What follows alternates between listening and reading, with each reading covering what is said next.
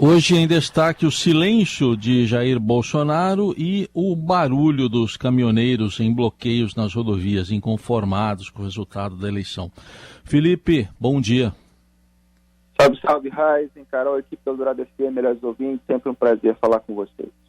Bom dia, Felipe. Bom, tô aqui com um tweet recente de Anderson Torres, ministro da Justiça e Segurança Pública, dizendo que a Polícia Rodoviária Federal segue atuando ininterruptamente no desbloqueio das estradas.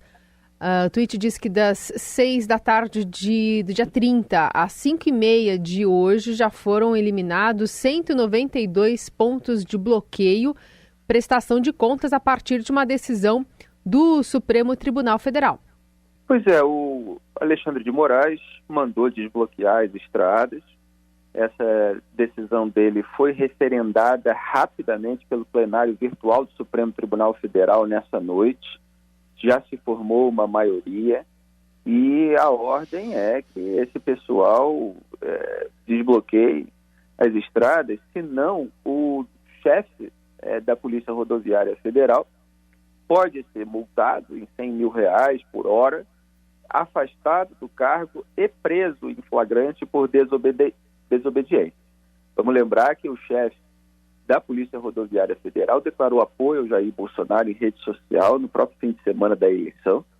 Houve o caso no domingo de operações da PRF justamente nas áreas em que o voto majoritário era no Lula, operações para supostamente fiscalizar pneu careca de ônibus, qualquer coisa nesse sentido.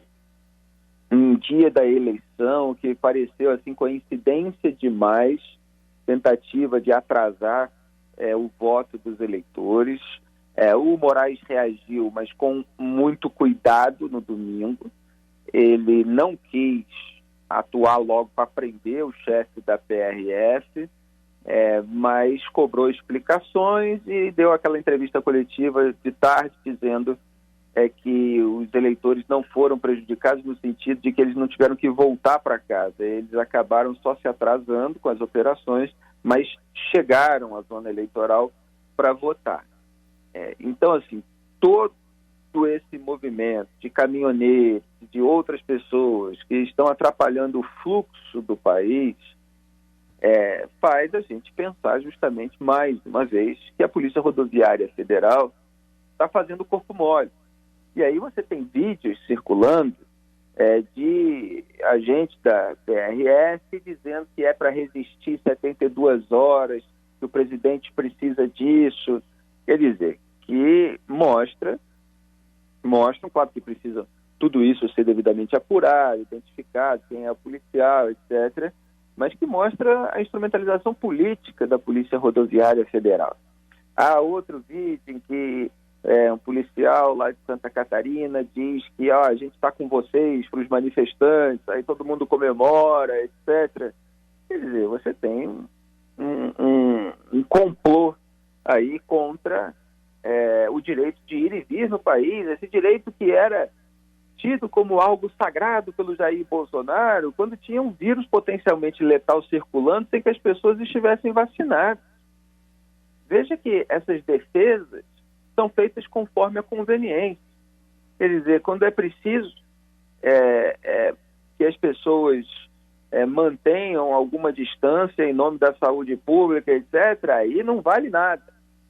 Agora, no momento de paz, em que as pessoas estão vacinadas graças à nossa pressão, não à iniciativa do governo, aí se pode bloquear a estrada, e só que o presidente fica lá calado. Ele está em silêncio há mais de 24 horas, desde que foi derrotado nas urnas, pela sua própria irresponsabilidade, na verdade, mas a responsabilidade pela derrota é dele. Perdeu por 2 milhões de votos. Se não tivesse sabotado o combate à corrupção, se não tivesse sabotado o combate à pandemia, se não tivesse dito eu não sou coveiro, e daí para a morte dos seus compatriotas, se não tivesse deixado no ar hipóteses golpistas como essa, ele poderia ter ganho a eleição. Eu até ironizei no Twitter, Bolsonaro está há mais de 24 horas em silêncio. Se ele tivesse passado 4 anos assim, estava reeleito. Agora não quer aceitar. Por quê? Porque quer fazer chantagem. É disso que se trata. Jair Bolsonaro tem medo de ir para a cadeia. Esse sempre foi o maior pavor dele. Sempre foi. Ele sabe que vai poder ser investigado, principalmente agora sem o foro privilegiado.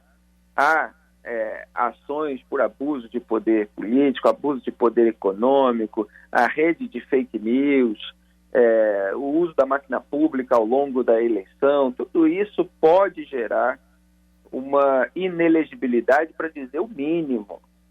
E quando ele faz toda essa arruaça, isso pode agravar o quadro.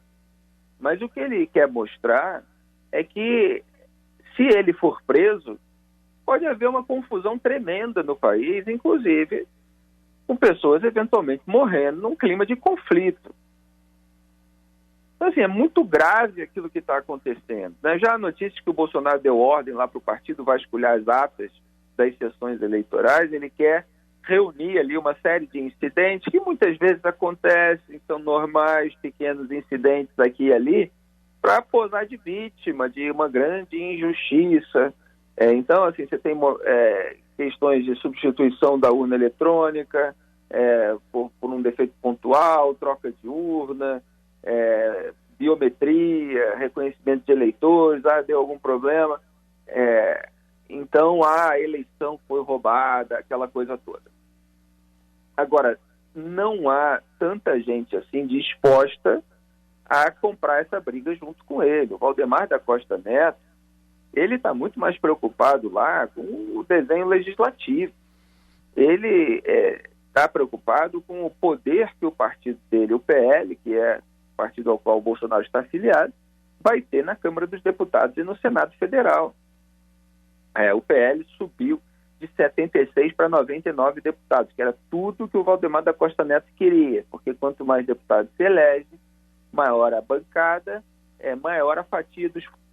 Agora, Felipe, até que ponto esse silêncio todo de Jair Bolsonaro contribui como combustível mesmo, como uma senha, uma sinalização para esses movimentos?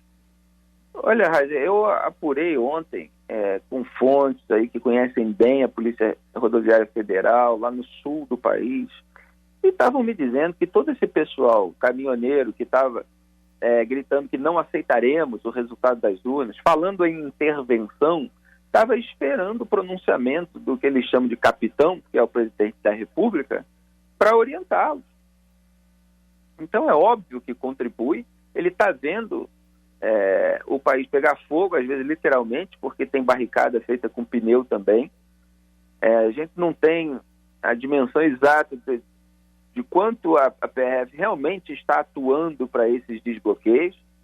É preciso aguardar aí os desdobramentos ao longo do dia para ver se tem jogo duplo, né? Você faz um desbloqueio aqui, outro ali, mas deixa uns principais. Então, assim, é uma contribuição, sim, e bloqueio de estrada, as pessoas têm que ter noção. Você impede as pessoas de trabalharem. Você tem que ir, Rio, São Paulo, diversas cidades, famílias que precisam se encontrar. Já há relatos aí de pessoas que têm filhos com problemas de saúde, que precisam passar, gente que está hospitalizada, que precisa receber medicamento, que precisa receber equipamento, médico que precisa ir atender pacientes, alimentos que precisam chegar, gente às vezes que sofreu acidente, que precisa passar pela estrada para chegar num hospital. É muito grave você paralisar o país. Teve gente fechando as vias de acesso ao aeroporto de Guarulhos. Voos foram cancelados. Olha a quantidade de pessoas que estão prejudicadas por causa de arruaceiros que estão sendo estimulados por parlamentares, inclusive já está circulando o áudio, já tem... É um foro privilegiado eterno. Ele tem medo da cadeia e ele vai com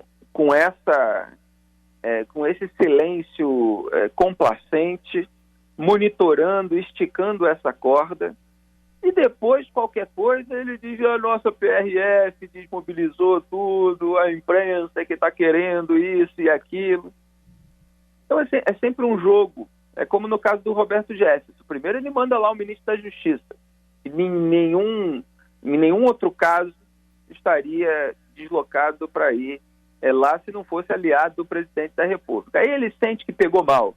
E o Roberto Jefferson realmente atirou na polícia, jogou granada, etc. Aí ele diz assim, atirou na polícia é bandido, não tem nada a ver com isso. O Roberto Jefferson é que denunciou o mensalão do PT e tal. Aliado há 20 anos do Roberto Jefferson. Eduardo Bolsonaro, aquele que achava que o Lula solto era melhor, tem vídeo dele falando, tá? Vídeo dele falando. O Lula solto é melhor pra gente, porque aí reúne o antipetismo. Ele tinha cargo em Brasília, na liderança do PTB, enquanto fazia faculdade do Rio de Janeiro, era o partido do Roberto Jefferson. Então o Bolsonaro vai monitorando e aí depois ele vai ver como é que ele vai se posicionar para cada lado para fazer a cena dele. É muito grave. Esse diretor da PRF está tendo a segunda chance. Ele teve no domingo, já podia ter sido alvo de uma medida mais gravosa, está tendo agora de desbloquear para não ser preso por desobediência, e vamos ver se vai ser e se isso, uma medida mais gravosa, vai chegar ao Jair Bolsonaro também.